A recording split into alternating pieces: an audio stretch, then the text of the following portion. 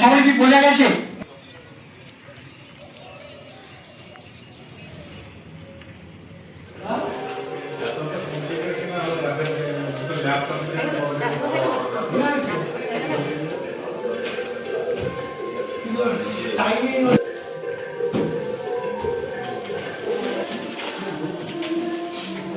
আমাদের test collector হসপিটালে ভর্তি, আর সেক্রেটারি সাহেব কাজ নিয়েছেন, কিন্তু এলেন না।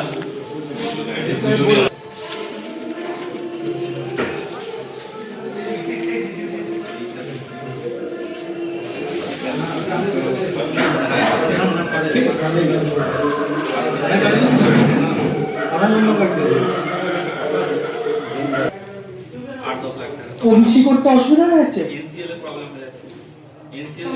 আপনি ছিলেন ওবিসিতে, এবার চলে গেলেন কম্পিটিটিভ এক্সামে। যখন আমি এনসিএল আনতে যাব তখন আমাকে পুরো স্টেটমেন্টটা চাইবে, তখন তো আমি অনেক টাকা ট্রানজাকশন করে ফেলছি। নতুনত্ব যে সমস্যাগুলো রয়েছে, পোর্টাল রিলেটেড, পোর্টাল স্লো, পোর্টালে ট্রানজাকশন হচ্ছে না, এগুলো ধীর গতিতে আনতে হবে। যখন পারবেন কি, হ্যাঁ কি না? পারবো না, তাহলে সেইগুলো অনুযায়ী আমরা বাইরে করতে পারবো। বিবেকটা দ্বিমত তুলে করবেন, যেটা আপনি ঠিক বলছেন না, এগুলো প্র্যাকটিস আমরা অন্য করি, আর আপনি বলছেন আর একটা। তারপর হচ্ছে জমির জন্য কেউ যদি কি নিতে আসে যেন আরেকটা কি নাম বলে, সবাই বলে না, আমি পঞ্চায়েত নিয়ে বলছি। আমরা নিয়ে কেউ বলি না, আমরা নিয়ে সব পঞ্চায়েত নেয়, কেউ মুখ খুলছে না।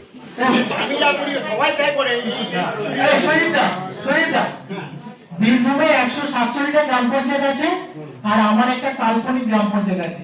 এই আমি যা যা কথাগুলো বলবো, এই আমার এই কাল্পনিক গ্রাম পঞ্চায়েতের কথা নিয়েই বলবো। তো আমার এই কাল্পনিক গ্রাম পঞ্চায়েত টাকা নেয়, এটা ঠিক হবে? মানে এটা কি কোন সোর্সের মধ্যে পড়ে?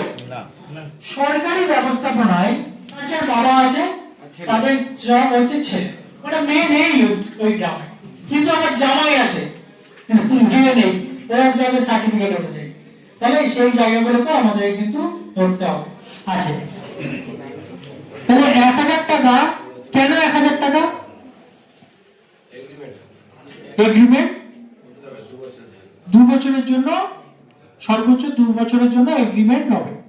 এই 1000 টাকা, ধরুন আপনার টাকা আদায় হয়ে গেল 1000 টাকা একদিনে,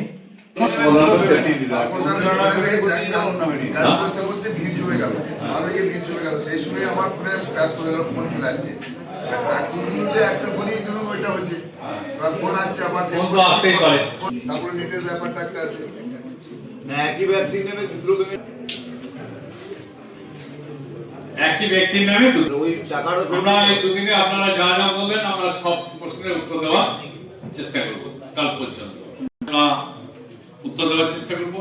এবং এই বিষয়ে যদি আমাদের কাছে কিছু অর্ডার থেকে থাকে, যেগুলো রয়েছে, সেই অর্ডারগুলো আপনাদেরকে দেওয়ার আমরা চেষ্টা করব। আচ্ছা, তো নেই আমার জেলা ম্যাডামের কাছে যদি আপনারা প্রশ্ন করেন, তার উত্তর পাবেন না। আমরা স্টেটে প্রশ্ন করছি, তার কোনো সদুত্তর পাচ্ছি না। যদি বা উত্তর পাচ্ছি, তার কোনো অর্ডার আমরা দিতে পারছি না, স্টেট দিতে পারছি না, মানে নিয়ে আসেনি।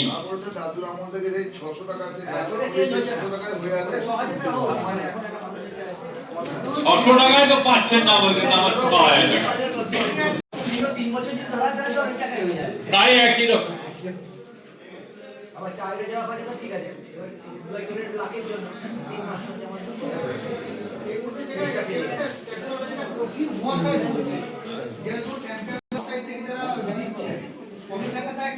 সুস্পষ্ট কোনো অর্ডার নেই,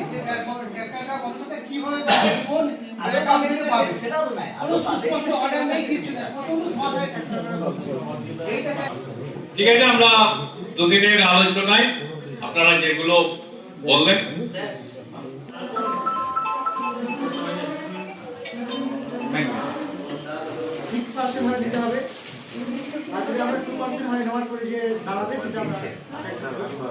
একদম ঠিক বলেছেন, সেটা আপনাদের ঢোকাতে হবে। আপনারা জানেন সর্বনিম্ন একটা রেট থাকে গ্রাম পঞ্চায়েতে, থাকে তো 50 টাকা 60 টাকা এরকম একটা থাকে। কিছু না থাকলে আমরা যতই বলি না 250 টাকা তার বার্ষিক মূল্য না হলে ট্যাক্স করা যাবে না। ভূমির লোকেরও 50 টাকা ট্রেনিং এ তাদের ফন্ড ফান্ড বাড়ানোর জন্য বলা আছে, এই আলাপ আলোচনা হচ্ছে। তার মধ্যে ওনারা 2-3টি গ্রাম পঞ্চায়েতকে নিয়ে গিয়ে ওখানে উপস্থিত করেছিলেন, যাদের সেক্রেটারি কার্ড হয়ে সেটা প্রেজেন্ট করেছিলেন। সেটা নিয়ে যেটা দেখা হলো, সেখানে যেটা দেখা গেল ট্যাক্স নন ট্যাক্স আদায়ের ক্ষেত্রে বা অন ফান্ডের ক্ষেত্রে তারা একটা ভালো জায়গায় রয়েছে, কিন্তু যে নিয়ম কানুনের কথা বলা হচ্ছে তার বাইরে গিয়েও তারা কিছু কালেকশন করছেন। জল বেরোবে। এরিয়া মোতাবেক হ্যাঁ? কোথায় আড়াই অফিসে বলে দেখিয়েছেন আপনি আমার আড়াই অফিসে খুব বড় আপনি সাপ্লাই দিয়ে পঞ্চায়েত অডিট অ্যাকাউন্টস পরিষ্কার বলা আছে। উনি যা বলছেন ওনার কথাকে আপনারা যারা শুনলেন। উনি যতক্ষণ অর্ডার নিতে না পারছেন ততক্ষণ অব্দি আমারটাকে ক্যারি ফরওয়ার্ড করবেন। সেটা হচ্ছে আপনার আওতার মধ্যে যা আছে, বা আপনি যদি ন্যস্ত দায়িত্ব পেয়ে থাকেন, যে লিখিত অর্ডার যদি পেয়ে থাকেন, সেইটাকেই দিতে পারবেন। দুয়ারে সরকারের পাশের ক্যাম্পেইনিং ভাগ খরচা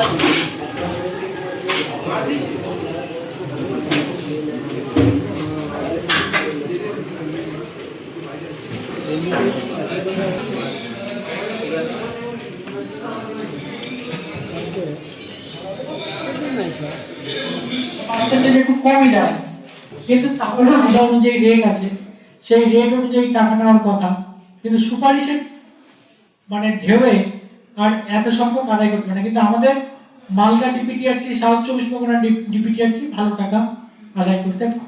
তাহলে একবার এই স্ল্যাবটাও দেখে নিই যে আমরা কোন স্ল্যাবে পড়ছি, নিজেরা খুঁজে নিন।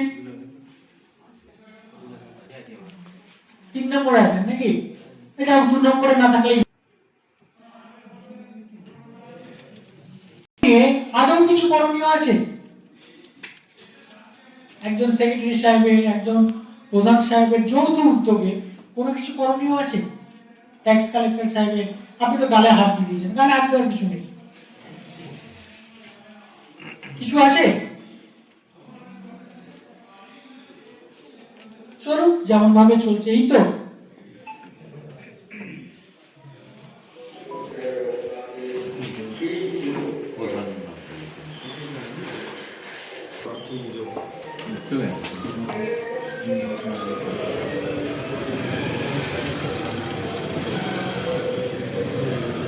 রেসিডেন্সিয়াল ছিলেন এমন সংখ্যক কিছু নেই।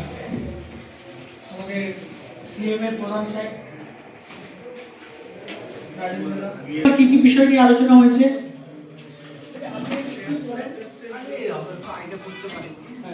আর ট্যাক্স কিভাবে বাড়ানো যায়, বিল্ডিং প্ল্যানের ব্যাপারে যে ফার্স্টে পিএমওয়াই প্রথম বছরটা নেওয়া যাবে না, পরের ক্ষেত্রে নেওয়া যাবে, মানে বাড়িটা হয়ে যাওয়ার পর থেকে এই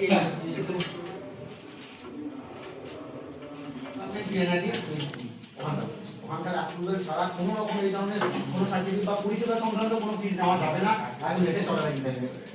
আচ্ছা, মানে গ্রাম পঞ্চায়েত কোনো সিদ্ধান্ত নিয়ে কোনো কিছু ইনকর্পোরেট করতে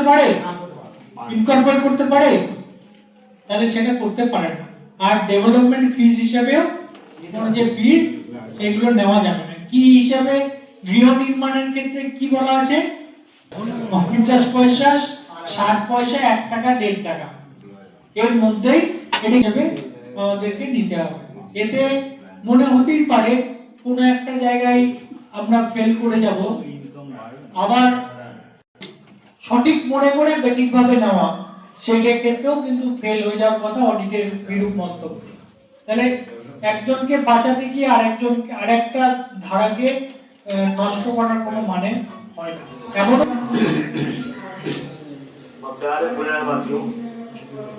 आज हम आपसे अब क्या है आपसे किया हुआ पूरा करना चाहते हैं। राज्य सरकार ने देती है। हाँ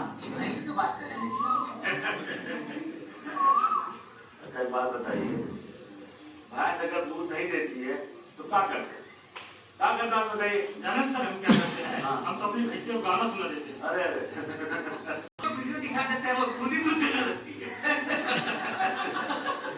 अब तो अपनी भैंस को चारा खिलाते हैं तारा खिला दे আসছে না দীর্ঘদিন ধরে পড়ে আছে টাকা কিন্তু আসছে না এই সমস্যার জন্য আমরা সাকুল্যে 3 দফায় প্রায় গোটা 50টা জিপি নামে একদম করে ম্যাডামকে দিয়ে ফরওয়ার্ডিং লেটার করিয়ে স্টেট পর্যন্ত আমরা জানিয়েছি সেই ফাইলও মানে একদম সংরক্ষিত অবস্থায় আছে এবং অনেকে সমস্যা মিটে গেছে এটুকু বলছি তো আপনার টাকাটা পাওয়া নিয়ে গল্প সে একবারে হ্যাঁ এটা একটা এটা বলবো সব সমস্যা কথা তা আপনাদের এই সমস্যাটা আমরা লড়াই করে সবাই মিলে আপনাদের নিয়েই লড়াই করে আমরা কিন্তু সমস্যাটা অনেক দাবি করব না যে সবটা আমরা সমস্যা মিটিয়ে দিতে পেরেছি অনেকটা মিটিয়ে আবার কিছুদিন পর দেখা যাচ্ছে পাইনি বলে চিঠিটা হলো সেই অংশটুকু ঢুকলো আবার বন্ধ হয়ে গেল আর এর উপর ভয়ঙ্কর বিপদ এলো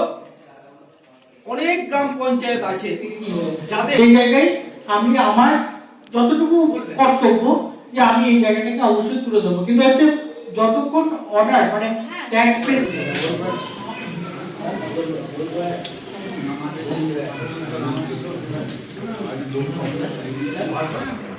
এটা করছে ভিতরে ঢুকে আছে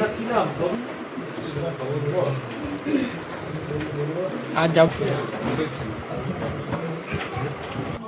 প্রধানটাকে নিয়ে এসছে সেইটা হচ্ছে তো না মুখ দিতে হবে